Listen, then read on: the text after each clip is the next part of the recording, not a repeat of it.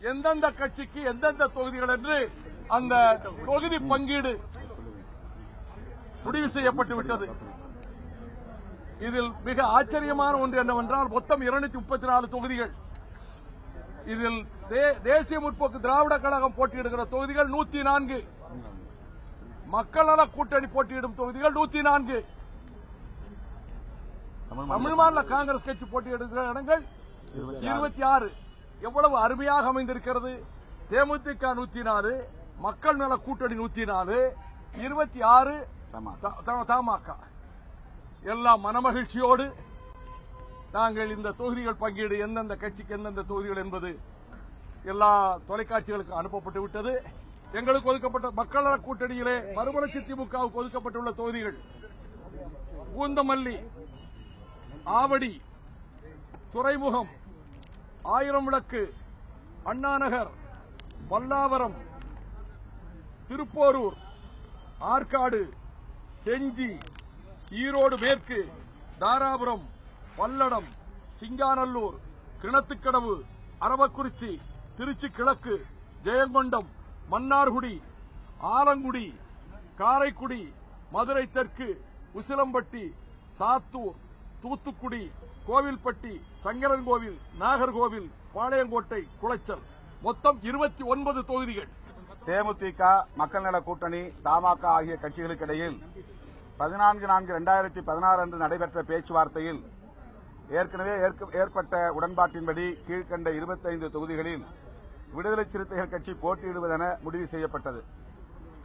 1 Ponneri தனித்தொகுதி, 2 Tiruvallur, 3 RK நகர், 4 திருவிக்கா நகர் தனித்தொகுதி, 5 மயிலம், 6 சோழிங்கநல்லூர், 7 ஸ்ரீபெரும்புதூர், 8 செய்யூர், 9 அரக்கோணம், 10 வேலூர், 11 ஊத்தங்கரை, 12 வந்தவாசி, 13 திண்டிவனம், 14 வானூர், 15 சேலம் தெற்கு, 16 ராசிபுரம், 17 ஆத்தூர், 18 துறையூர், 19 குன்னம், 20 புவனகிரி, 21 காட்டுமன்னார் கோயில், 22 திருவிடைமருதூர், 23 மானாமதுரை, 24 சோழவந்தான், 25 பரமக்குடி. இந்த 25 தொகுதிகள் விடுதலை சிறுத்தைகளுக்கு ஒதுக்கப்பட்டுள்ளன. தமிழக சட்டப்பேரவை பொதுத் தேர்தல் 2016 தொகுதி பங்கீடு.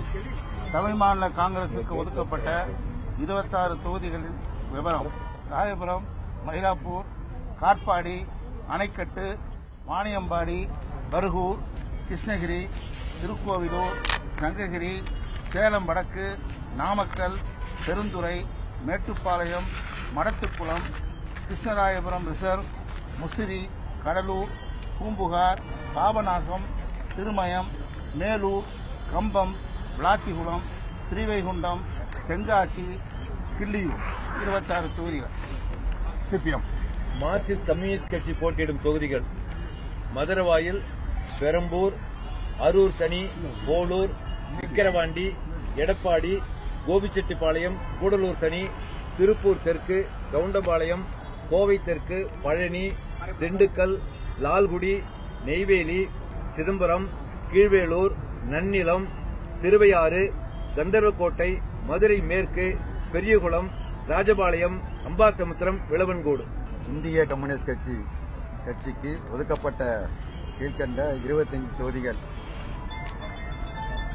மாதவரம், சைதாப்பேட்டை, குடியாத்தம் தனி, தளி, பெண்ணாகரம், கீழ்பெண்ணாத்தூர், வீரபாண்டி, பவானிசாகர் தனி, அவிநாசி தனி, திருப்பூர் வடக்கு, வால்பாறை தனி, ஒட்டன்சத்திரம், ஸ்ரீரங்கம், நாகப்பட்டினம், திருத்துறைப்பூண்டி தனி, திருவாரூர், பேராவூரணி, அறந்தாங்கி, திருப்பத்தூர், சிவகங்கை, மதுரை கிழக்கு, திருப்பரங்குன்றம், ஸ்ரீவில்லிபுத்தூர் தனி, அருப்புக்கோட்டை, வாசுதேவநல்லூர் தனி.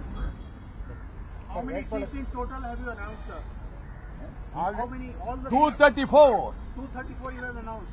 Yeah. What is with the PWF? How many seats is the PWF you have announced? PWF 104. 104. DMDK 104, TMC 26. And Vijay Kant is going to campaign for you also? All the constituencies. He is the chief minister designate. He is the chief minister candidate. He will campaign all the 234 constituencies.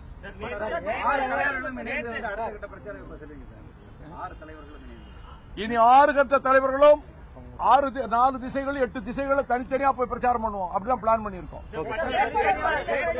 அவ்வளவுதான். அதாவது மறுமலர்ச்சி திராவிட முன்னேற்ற கழகத்தில் இந்த 29 தொகுதிகளில் ஒரு தொகுதி தமிழர் முன்னேற்ற படைக்கும், ஒரு தொகுதி தமிழ் புலிகள் கட்சிக்கும் ஒதுக்கப்பட்டிருக்கிறது. மிச்சம் 27 தொகுதிகளுக்கும் போட்டியிட விரும்புகிறவர்கள் அவர்கள் பொது தொகுதிக்கு 25,000 ரூபாய் விண்ணப்ப கட்டணமும் தனி தொகுதிக்கு 10,000 விண்ணப்ப கட்டணமும் செலுத்தி நாளைய தினம் நேர்காணல் மாலைக்குள் நடந்து முடிந்துவிடும். நாளை மறுநாள் காலை 10 மணிக்கு அண்ணா நகரில் எனது பிரச்சார பயணம் தொடங்குகிற இடத்தில் வேட்பாளர் பட்டியல் அறிவிக்கப்படும். நாளை மறுநாள் 16ஆம் தேதி தொடங்குகிற எனது பிரச்சார பயணம் மே 14 மாலை 5 மணி வரை இடைவெளி இல்லாமல் பிரச்சாரம். இரவு 10 மணிக்கு மேலதான் இருக்காது. தொடர்ந்து பிரச்சாரம் நடைபெறும்.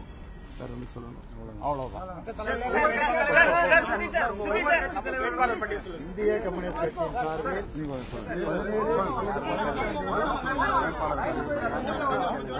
இந்திய கம்யூனிஸ்ட் கட்சி வேட்பாளர் பட்டியல் 17 அல்லது 18 வெளியிடப்படும். தலைவர்கள் போட்டிடுறீங்க அந்த தேர்தல் அந்தந்த கட்சியை முடிவு செய்யும். விடுதலை சிறுத்தைகள் ஒரு கேள்வி. ஆர்கே நகர் முதல்வர் நிக்கிற தொகுதி, இப்ப தற்போதைய முதல்வர் நிக்கிற தொகுதி, உங்களுக்கு எப்படி அங்க யார கேண்டிடேட்டா நிறுத்த போறீங்க? விடுதலை சிறுத்தைகளுக்கு அங்க ஒதுக்கி இருக்கிறதுக்கான காரணம் என்ன நினைக்கிறீங்க? இந்த 234 தொகுதியில எல்லா கட்சியும் கேட்ட தொகுதி 2 தொகுதி. எல்லா கட்சியும் 6 கட்சியும் ஆர்கே நகர் தொகுதி எங்களுக்குத்தான் வேண்டும் என்று சிபிஎம் கேட்டது. சிபிஐ கேட்டது. நாங்கள் இடைத்தேர்தல் போட்டி போட எங்களுக்கு தான் கேட்டோம். தேமுதிகவும் கேட்டாங்க, காங்கிரசும் கேட்டாங்க. இப்படி எல்லா கட்சிகளும் கேட்டது. அப்புறம் கேட்டு கடைசியா விடுதலை சிறுத்தைகள் கட்சி போட்டியிடுவது என்று நாங்கள் எல்லோரும் சேர்ந்து ஒருமனதாக உச்சப்படுத்தி ஒப்புக்கொண்டோம். இன்னொரு தொகுதி திருவாரூர் தொகுதி, அதிலேயும் 6 கட்சிகளும் கேட்டது. ஒவ்வொரு கட்சியும் சிபிஎம் போட்டி போடுவது என்று கேட்டது. விடுதலை சிறுத்தைகள் கண்டிப்பாக போட வேண்டும் என்று அவரும் கோரினார்கள். அதே மாதிரி தேசிய முற்போக்கு திராவிட கழகம் முதலமைச்சர் வேட்பாளர் எங்க வேட்பாளர் நாங்கள் தான் நிறுத்தும் அவர்களும் சொன்னார்கள். காங்கிரஸ் கட்சியும் அதே மாதிரி சொன்னது. இந்திய கம்யூனிஸ்ட் கட்சியும் அதே மாதிரி சொன்னது. தமிழ் மாநில காங்கிரஸ் சொன்னது. இந்திய கம்யூனிஸ்ட் கட்சியும் சொன்னது. கடைசியாக 5 பேரும் இந்திய கம்யூனிஸ்ட் கட்சிக்கு அதை விட்டுக் கொடுத்திருக்கிறார்கள். நான் சொல்லிவிட்டேன். இந்த கூட்டணியில் கடைசி நிமிடம் வரையில் குழப்பம் விளையாதா என்று எதிர்பார்த்து காத்திருந்தவர்கள் ஏமாற்றம் அடைந்தார்கள். கூட்டணி உருவாக்கிய நாளிலிருந்து இந்த கூட்டணி நிலைக்காது, நீடிக்காது, தேர்தல் தேதி அறிவிக்கக்கூடிய நாள் வரையிலும் கூட நீடிக்காது என்றெல்லாம் ஏளனம் பேசினார்கள். ஆனால் தேமுதிக, மக்கள் நல கூட்டணி, தமாக ஆகிய கட்சிகள் ஒருங்கிணைந்து தமிழக அரசியல் வரலாற்றில் ஒரு மகத்தான மெகா கூட்டணியை உருவாக்கியிருக்கிறோம். சுமூகமான முறையில் பேச்சுவார்த்தை நடந்து எங்களுடைய தொகுதிகளை நாங்கள் பங்கீடு செய்திருக்கிறோம்.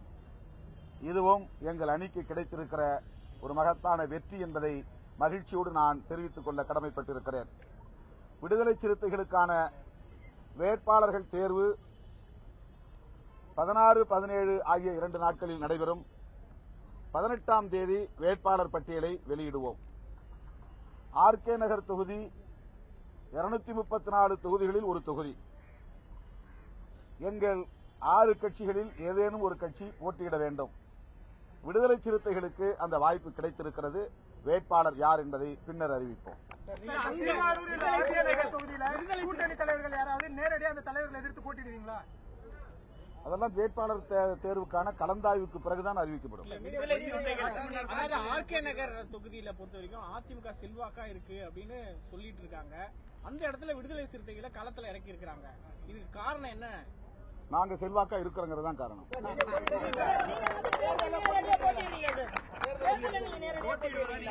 யார?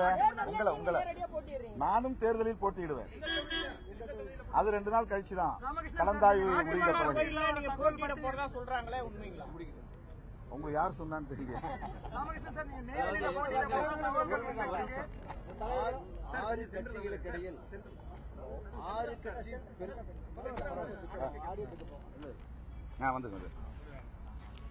ஆறு கட்சிகளுக்கிடையில் 6 கட்சி பிரதிநிதிகளும் பேச்சுவார்த்தை நடத்தி தொகுதி உடன்பாட்டில் ஒரு புதிய சரித்திரத்தை படைத்திருக்கிறோம். கடந்த காலத்தில்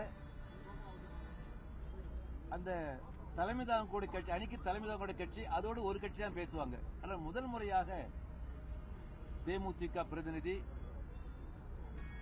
மக்கள் நல கூட்டணியில் 4 கட்சிகள் பிரதிநிதிகள், தமிழ் மாநில காங்கிரஸ் பிரதிநிதிகள் ஆகிய 4 கட்சி பிரதிநிதிகளும் 6 கட்சி பிரதிநிதிகள் சமமாக அமர்ந்து பேச்சுவார்த்தை நடத்தி ஒப்பந்தத்தை உருவாக்கி இருக்கிறோம். மார்க்சிஸ்ட் கம்யூனிஸ்ட் கட்சியுடைய மாநில குழு கூட்டம் வரக்கூடிய 17ஆம் தேதி சென்னையில் நடைபெறுகிறது. அந்த மாநில குழு கூட்டத்தில் 25 தொகுதிகளுக்கான வேட்பாளர்கள் இறுதி செய்து 17ஆம் தேதி மாலையோ அல்லது 18ஆம் தேதியோ எங்கள் பிரதிநிதிகள் வேட்பாளர்கள் பட்டியலை நாங்கள் வெளியிட இருக்கிறோம். கூட்டணி தலைவர்கள் வேற யாராவது மாநில குழு முடிவு செய்யும். கூட்டணி தலைவர்கள் மாநில குழு முடிவு செய்யும். அந்தந்த கட்சியோட வேட்பாளர் பட்டியல் எப்ப சார் வெளியிடப்படும்? 17ஆம் தேதி மாநில நிர்வாக குழு கூட்டம் நடைபெறுகிறது. 18ஆம் தேதி மாநில குழு கூட்டம் நடைபெறுகிறது. இந்த கூட்டம் முடிந்த பிறகு வெளியிடப்படும்.